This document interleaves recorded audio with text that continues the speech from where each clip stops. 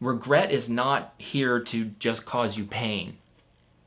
It's here because it identified something it wants to do different next time. Today, we're going to spend quite a significant amount of time exploring, having a conversation all around regret. In part, we're doing this because regret is a powerful state of being. It's a powerful emotional experience. And I think that there's an incredible amount of learning that we can actually get from regret. So that's one reason. The other reason is that I am currently feeling regret. I'm feeling remorse. And so I think that anytime that we as humans are experiencing pain, however it's coming, there's a real opportunity there to do our deep reflection and then to share those reflections with others. And that might not be in a teaching format. It might just be with your energy, that you learned something, you integrated something, and now you're bringing that to the world. And the reason that that's so beautiful is that we make meaning out of pain. We make pain matter. We give it a purpose. And if we can do that with pain, oh, what a gift. What a gift. So I want to thank you for giving me the opportunity to offer my reflections as I am in this emotional experience myself. And my hope in sharing that is to also reach out to you if you are feeling regret or remorse, and that, hey, I see you. I'm feeling that too, right? And that's also really, really helpful for us humans to know that we're not the only ones that are in this experience. So as you may know, I do two different things. I'm a coach, and I do this kind of blend. It's my own little hybrid of action-based coaching mixed with emotional deep dive. And I call that self-leadership coaching. So I do that. And then I also do very strictly specific IFS sessions with people. And I was trained by the IFS Institute 10 years ago. I'm not a therapist. I don't pretend to be a therapist, but I am an excellent IFS practitioner. And so I offer IFS-based sessions to people, very specifically following the protocols, using my intuition, and really being in that process. So I have both of these things that I do.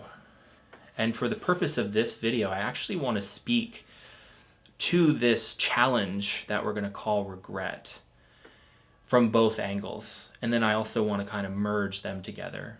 Thus, this is why this conversation right now is going to be a bit longer than other videos. So from a coaching perspective, again, this is how I would do it as a coach. All coaches are going to do their thing a little bit differently. But if somebody came to me with regret and they were saying, I feel regret, how I would approach that is, great, this is an opportunity. Regret is here to teach you something. Regret is actually saying, I want to change. I see something that I did, that I thought, I behaved in a certain way, I had a certain perspective, and I want to change that. I want to do it better. I want to be better. I think that's a very beautiful thing. So we're giving meaning to regret. Regret is no longer just a painful thing. It's actually here to provide clarity about something in our life that we want to change, that we want to make an improvement on. And without a desire or even a need to make improvement in our lives, life doesn't have a lot of purpose. I don't think it's great to always be looking to improve, because we also need time to rest in the integration of life experience. But if we were void of the desire or the need to improve, I don't think we would feel very satisfied. So regret is just saying, there's something I noticed that I want to change. There's something I noticed that the next time this comes around, I want to do it differently. So we turn regret into opportunity. The next step I would do in the coaching process is look at what is the thing? What is that thing that you want to change or you want to do differently the next time around? First of all, by identifying that you feel regret in the first place, creating a new narrative about what regret is doing, and then identifying the thing that you are desiring to change or improve. Those are all going to create two things: self-awareness and clarity of direction. Self-awareness and clarity of direction are two of the pillars that make up self-leadership. So if we don't have self-awareness and we don't have clarity of direction, our self-leadership capacity is going to be suppressed. So if we're looking to increase our self-leadership, which I think this is an incredibly valuable thing for every human being to do, these are two fundamental things that we need to bring online: self-awareness and clarity of direction. So once we've identified the thing that we want to improve, then we create a game plan on how to actually make that improvement. Now, there's a missing piece I haven't brought in yet. And in part, that's because this is going to be the primary focus of the IFS section of Exploring Regret. But it's also because this one, it depends on what happens as we're talking about regret. It's very possible that once we give purpose and meaning to regret, and we've been able to distill the thing that we want to improve, and we've created a process of experiments to engage in that improvement, it's possible that the regret, the pain of regret, completely subsides. It just gives way. It doesn't have a reason to be there anymore because the message it was trying to get across has been heard and it has been integrated. On the other hand, if we go through that process and we've got our game plan, we've got self-awareness, clarity of direction, and we still have a lot of regret and the pain of regret, the thing that we need to bring into our system is compassion. Are you interested in becoming an IFS coach? The self-leadership coaching training might be a great fit for you. I have a link in the description box down below where you can get all the information. Reach out to me with any questions. So we're looking at what was the thing that I did, that I thought, this way I behaved, that I really want to do it better next time. What was that thing? And then we're bringing compassion to ourselves, that now, in present day, I can look back and I can see I could have done that better. But with compassion, we look back and we're able to see why we didn't know how to do that better, and perhaps why we did what we did. And through that, we can have compassion. So there's an element of understanding that's required for compassion in almost anything. I mean, yes, there is a perhaps state of compassion that one can get to and just feel everywhere, but that's, I think, relatively unrealistic to expect of yourself. Most of the time, in order for us to feel compassion for ourselves, for another person, for a situation, we have to understand it to some degree. So we have to understand this behavior, this thought pattern, this action that we did that we feel regret about. We have to understand it, and then we need to send compassion to it and to ourselves. That, like, I'm a good person, and it's okay for me to recognize that maybe I made a mistake, or that I see now something I couldn't have seen before, and to take a lot of self-responsibility for that, while also loving ourselves in our ignorance, right? In our ignorance, because we're just growing and learning. We can't know it all. We're not supposed to. So that's kind of the coaching perspective that I would take with someone. Now, if we were just doing IFS, strictly IFS-based work, this is the way that I would help a person understand what is going on. And obviously, if I'm working with an individual, I wouldn't necessarily be spelling this out as I will be with you. But as you probably know, this channel is about helping you learn how to do these things for yourself. And if you need help from other people, that's fantastic. Get that help. Get that help for sure. But never stop empowering yourself to give yourself that help. And it's really important that we have both. So I'm going to kind of spell this out in a way that I wouldn't do in a session. It would be much more prompting the person to spell it out for themselves. But in this case, we don't have that luxury. So I'm going to kind of set the stage for you from an IFS perspective as to what is happening when regret is showing up. I would say most of the time, in general, and again, everybody's system is so unique. Nothing I say in generalities is going to fit everyone perfectly. But in general, this is the setup that I see when regret is on board. We have a part that feels regret, that feels remorse, maybe feels guilt, maybe feels shame. So we have this part, we'll call it our regret part. We have this part, and this part is very activated such that we feel pain. We feel the pain of that part. And then we also have a part or parts that engaged in the activity that now this regretful part feels regret about. So I don't think that it's the same part, a part that does an action and then feels regret. I think these are two different parts. And so most likely the one that is strongest is the regret. And in IFS, we pay attention to the parts that are most present. Whatever part is right there, that's what we are going to pay attention to.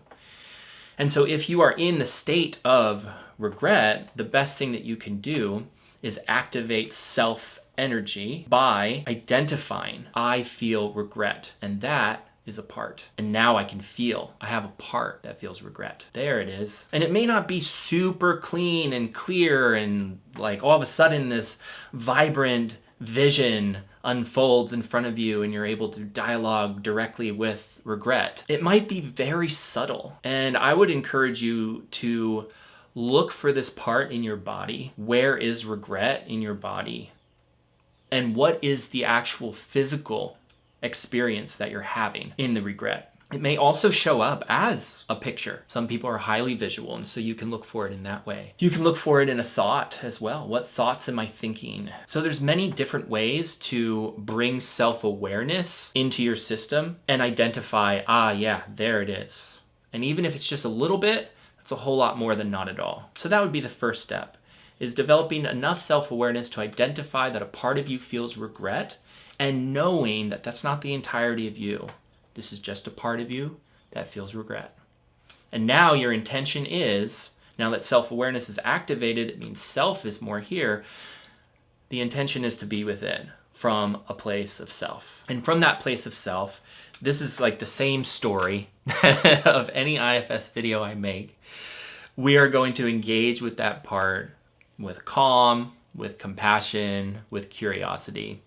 And the best place to start is with the curiosity. So first we just want to let that part know, hey, I see you, I feel you, I hear you, I am with you. We want to let that part know it's not alone and that we've identified it as a part. And then we want to start being really curious about that part and just asking it intuitive questions. And I have a video that's called 7 Questions to Ask. You can check that video out. There's not a wrong way to do it. I would just be very gentle and really check yourself. Like, is this coming from a curious place? Is there any part of me that wants something from this regret? Is there some part of me that's here trying to influence it to change? Or can I just be really curious? What are you feeling? What are you needing? Tell me more. That's always a good one. Tell me more. Tell me more about yourself. I'm here, I'm listening. And again, once we start getting that engagement, then we can start to better understand what that part is doing and what it is here for. And through understanding, we can have compassion. And with compassion, we can really help that part feel seen and loved. And through that process, that part will most likely relax. And so this is a good opportunity to come back over to this coaching work and bring in that awareness that we now have. Regret is not here to just cause you pain. It's here because it identified something it wants to do different next time. So if we just know that, we naturally are holding this part in high regard rather than this part is just causing pain. I want this part to go away. This part is bad. We're holding it in high regard and trusting that that part has something magical to give us. It's a gift, what this part has. And if we approach that part from that place, that part's going to be so much more responsive. And it's going to be so much more willing to relax itself if it knows that it's being held in high regard and that we're really honoring it and respecting it. So most likely, this part is going to be able to communicate, here's the thing that I saw happen, done, thought about, that I feel regret about. In other words, I don't want to do that again. And it wants to know that somebody heard it. I don't want to do that again. I want to do it differently. And so really let that part know that you hear it, that it makes sense, that you understand. And if it's true for you, you can let that part know that you don't want to do it that way either. And you're going to start doing some work on yourself and on, like with the rest of your system to try to set the intention to do it even better next time. That's the intention. And my hunch is that that's going to be really soothing to the regret. And this process, it might take time. It depends on how activated the regret is or how serious the situation is being perceived by this part. This might be a one-off thing, or it might be something that you need to do pretty regularly for months. But however long it takes is however long it takes.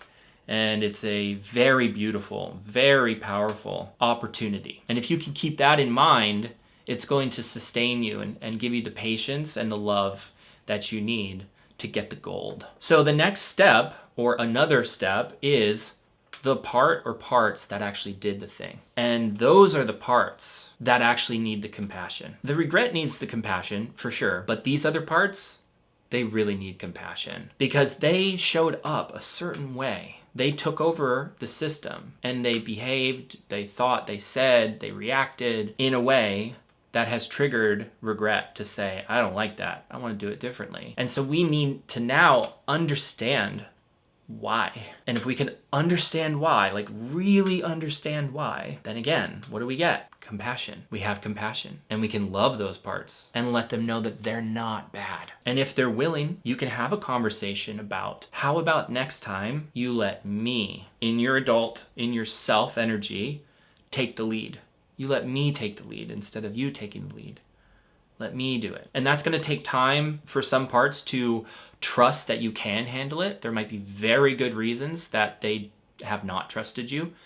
I can guarantee you there's a very good reason that they took you over and did whatever the thing was that you did that then triggered the regret. There's a very good reason. And if you can really understand that reason, then you can send them compassion. And then most likely, if they feel the compassion, they will immediately trust you more. They're going to be able to listen to you, and they're going to be able to listen to recommendations.